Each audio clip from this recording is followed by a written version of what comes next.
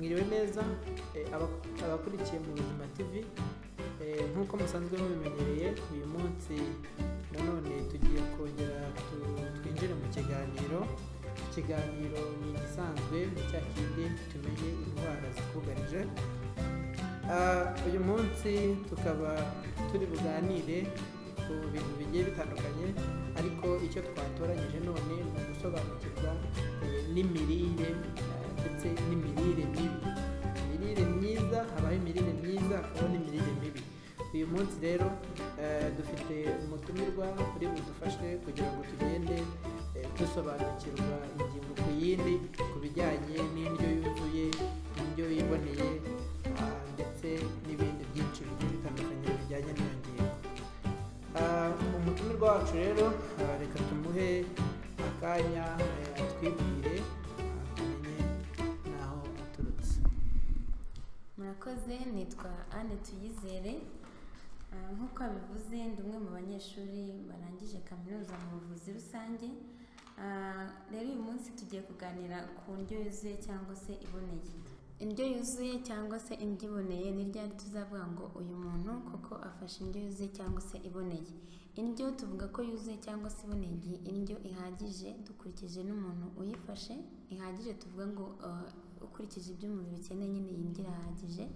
Hanyuma tukavuga ko yuzuye bitewe n'ibice bitatu bigize iryo funguro. Muri ibyo bice bitatu hagomba kuba harimo ibitera imbaraga, aribyo bita carbohydrate cyangwa se n'amalipide. Hagomba kuba harimo ibyubaka umubiri, aribyo bakunze kwita ngo ni protein. Hagomba kuba harimo kandi ibirinda indwara.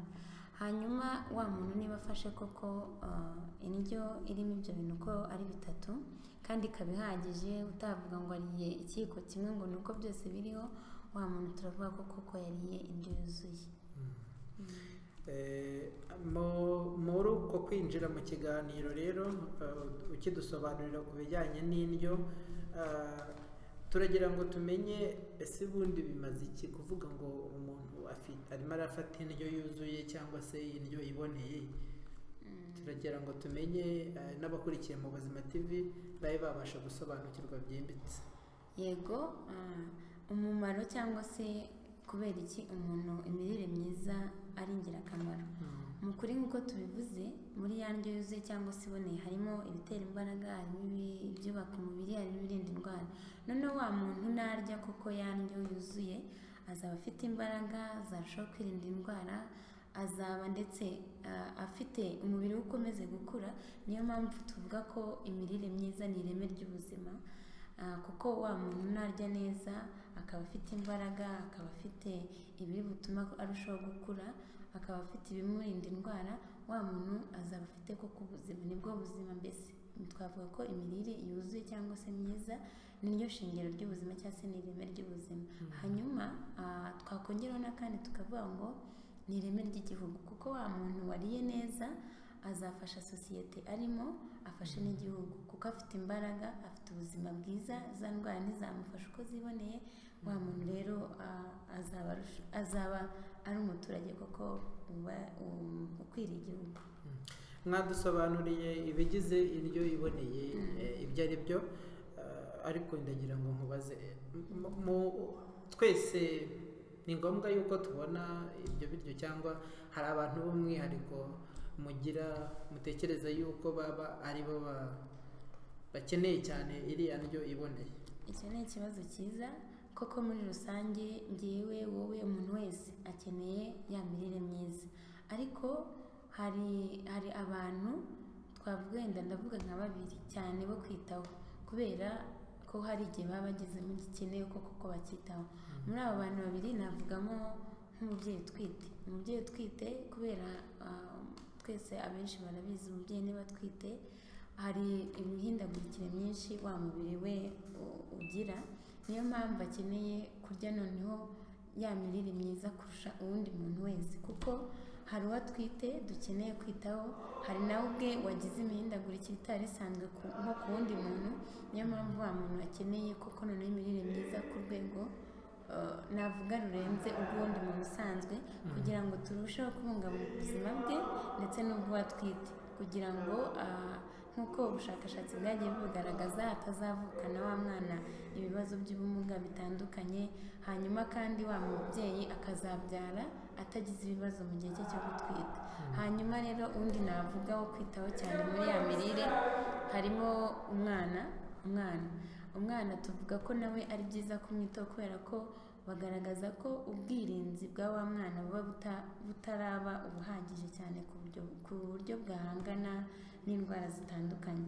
Niyo mpamvu wa mwana akwiriye kwitabwaho cyane mu mirire ye, mu isuku yo gutegura imirire ye, kuko wa mwana ntabwo ubwirinzi bwe bwizewe kuko aracyari muto ntiburaba ubuhagije. Ari nayo mpamvu ukunda kumva kenshi, nubwo tutari bubijyemo cyane, bavuga ati wa mwana mwonse neza mu mezi 6 abanza utamuvangiye ibindi bintu, hanyuma ku mezi 6 utangire kugira ibindi bintu mwongereramo kugira ngo wa mwana koko akeneye gukura noneho akure neza. Murakoze cyane kuri icyo gice mwari mumaze kudusobanurira ku bijyanye n'imirire ndetse n'ibigize imirire myiza, ndetse n'abantu b'umwihariko bakeneye kuba bakwitabwaho bagahabwa indyo yuzuye koko nk'uko mwabitubwiye. Ariko ndagira ngo noneho duse nk'abahindura ingingo gatoya, tujye ku kindi tuzi nk'imirire mibi. Twasobanukiwe imirire myiza n'ibiyigize, ariko se imirire mibi yo umuntu yasobanura ko ari iki? Ese iterwa n'iki? Imirire mibi nayo ibaho, kuko niba umuntu atariye neza nyine nk'uko twabivuze, cyangwa se adafite imirire myiza afite imirire mibi. Muri ya mirire mibi rero twavuga nk'ibibitera. Icya mbere, ashobora kuba yateguye rya funguro rye atubahirije bya bice bigize ya ndyo yuzuye twavuze, cyangwa akaba atanafite ibihagije, kuko ntitwakirengagiza n'ikibazo cy'ubukene kiba kiriho. Noneho wa muntu rero utabashije kubona ya ndyo iboneye cyangwa se yuzuye, icyo ni kimwe mu byatera ya mirire mibi. Cyangwa se hari n'ibindi by'indwara zitandukanye zishobora kuba zatuma nubwo wariye bya biryo bitari bugirire umumaro umubiri. Gusa ibyo wenda byo ntitwabijyamo cyane kuko abaganga baba babikurikirana. Uyu munsi turi kureba ku mirire itera nyine ko wa muntu ashobora kugira ubuzima butari bwiza. Muri izo mpamvu rero zabitera nyine harimo kudategura rya funguro rye neza, harimo no kuba ridahagije. Hanyuma iki twavuga ko ari ikibazo gihangayikishije isi muri rusange, kuko uburyo bavuga ko mu bushakashatsi bwakozwe nibura nka 30% basanga abantu bisanga muri cya cyiciro cy'abantu bafite imirire mibi. Noneho wakibaza se umuntu uzamenya gute ko afite imirire mibi? Hari abantu bavuga ati wa muntu unanutse, umuntu munini cyangwa iki, twabyibaza muri rusange. Ariko nko ku bana, umwana ufite imirire mibi ushobora kumubonera ku bintu byinshi. Hari ibyo bita bwaki, hari abagira bwaki bakabyimba nk'amatama, imisatsi igacurama.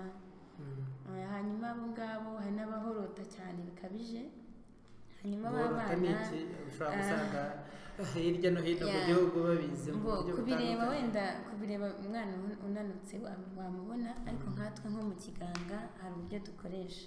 Wenda n'abajyanama b'ubuzima ibyo bikoresho baba bifite, hari ukuntu tubipima, bagapima nko ku kaboko k'umwana nibura nk'aha. Noneho wa mwana iyo afite nibura munsi ya santimetero 11. Ibyo njya numva abajyanama b'ubuzima bita mu wake, ngo ari mu mutuku, ari mu muhondo. Rero wa mwana iyo ari mu mutuku bavuga ko afite imirire mibi ikabije. Niba ari mu muhondo urumva biba biri kujya ahantu hatari heza. Mu cyatsi wa mwana tuvuga ko ari mu mirire myiza. Ndakeka abajyanama b'ubuzima ahantu hose utwo tuntu baradufite, n'abaturage bajya babasanga bakabasobanurira. Hanyuma ariko ku muntu mukuru twe ntabwo dukoresha ko, noneho twe dukoresha icyo bita BMI cyangwa se Body Mass Index. Iyo rero ukuntu tuyipima, dufata ibiro umuntu afite tukagabanya bwa burebure bwe tubukubye inshuro ebyiri.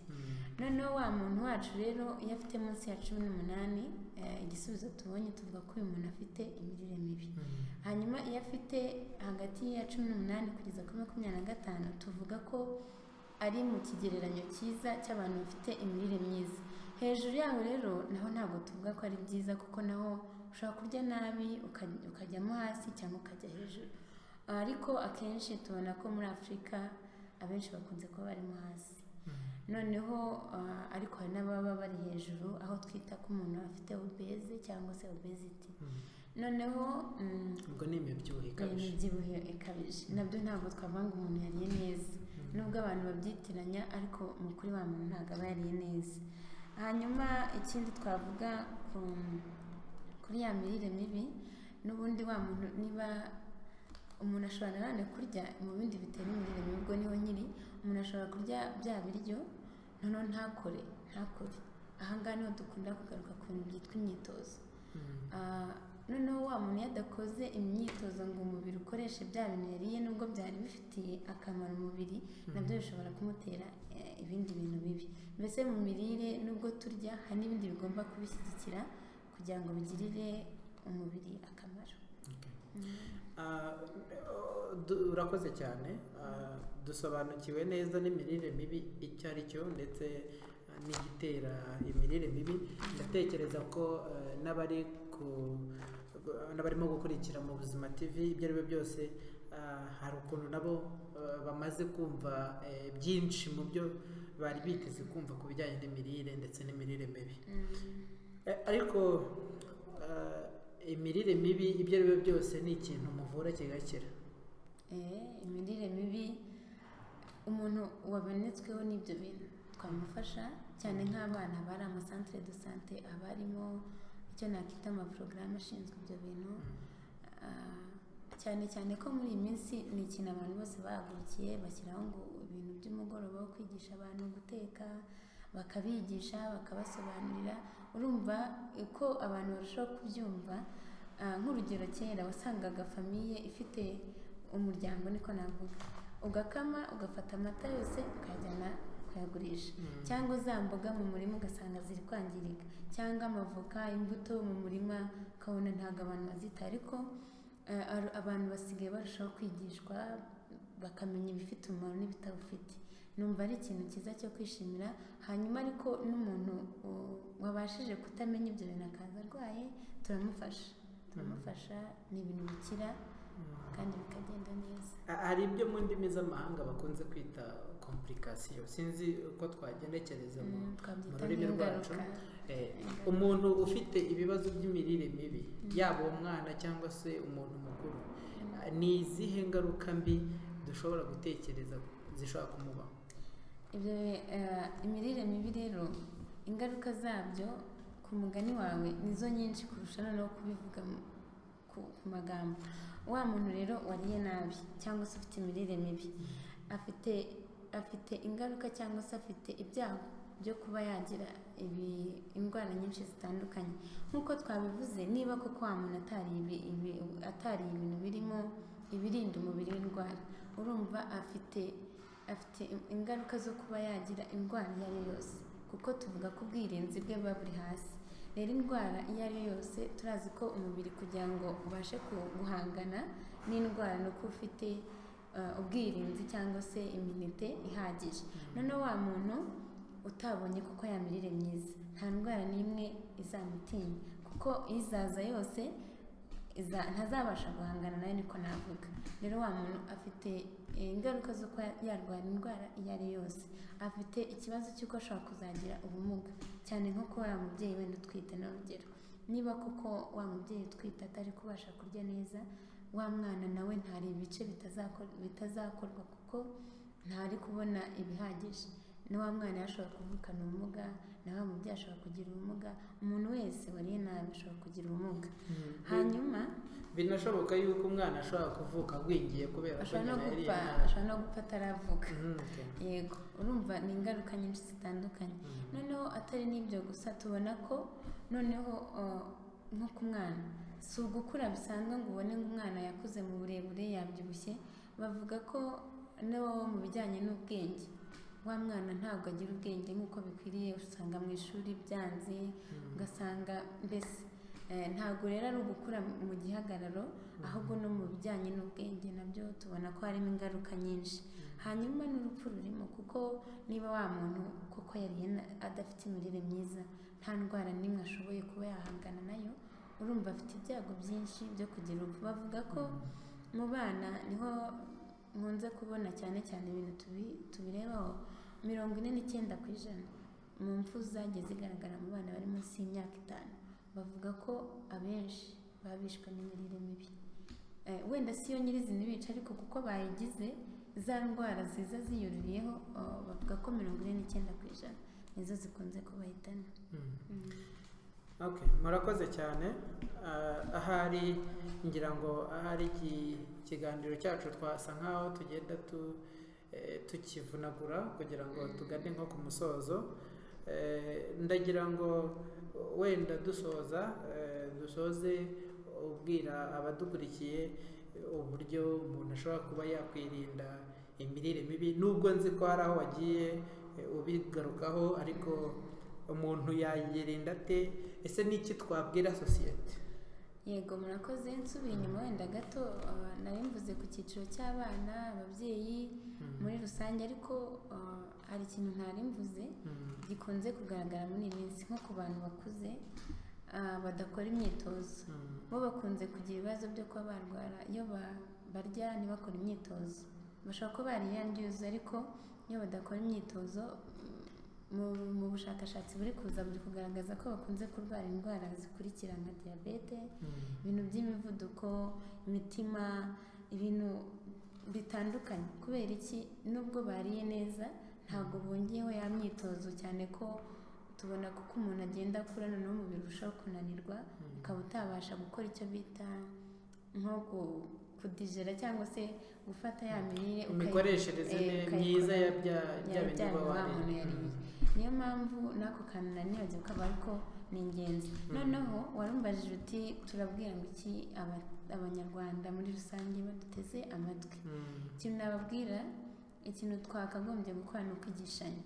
Tukigishanya ko indyo yuzuye ntabwo ari ngombwa ngo ufite amafaranga menshi, tukamenya ibigomba kugira ya ndyo yuzuye. Nese ngewe mubyeyi ugiye gutegurira umuryango wanjye indyo ndayitegurana, nkibuka gutegura nshyizemo bya bice 3 twavuze: ibyubaka umubiri, ibirinda indwara, ndetse n'ibitera imbaraga. Hanyuma nimara gutegurira umuryango wanjye neza, nkigisha n'abandi baturanyi, ndumva bizagenda neza. Hanyuma ba bantu bakuze bamaze kurya neza, ariko turabashishikariza gukora imyitozo kugira ngo umubiri urusheho gukoresha bya bintu bariye bidavamo bitera indwara. Hanyuma ikindi, abantu bakwiye kuba ndetse bagerageza kujya bipimisha. Ku nk'ubu hari indwara ziba zituruka ku mirire mibi, ariko abantu bamenya ari uko zageze kure, kandi byiza bagiye bisuzumisha kenshi babimenya. Nka diyabete, kwisuzumisha ni ubuntu, umuntu yageza agakoresha check-up niko twabyita, cyangwa se kwisuzumisha. Noneho wa muntu yabimenye kare, amenya n'ukuntu yitwara, bamuha n'inama zijyanye n'imirire, bikarushaho kugenda neza. Banavuga yuko izo ndwara wari umaze kuvuga ni indwara zitababaza. Ushobora kubyuka ukajya mu murima kandi ufite diyabete, ufite hypertension, tukazashiduka. Naha buri munyarwanda wese rero mu bakurikiye mu buzima TV kuba bamenya ko bagomba gushishikarira kumenya uko ubuzima bwabo buhagaze. Murakoze cyane. Ikiganiro reka tucyanzurira ahangaha, buriya Imana izaba tugarurira, twongere tuganire no ku zindi ngingo mu kiganiro cya tumenye indwara zugarije isi. Murakoze cyane.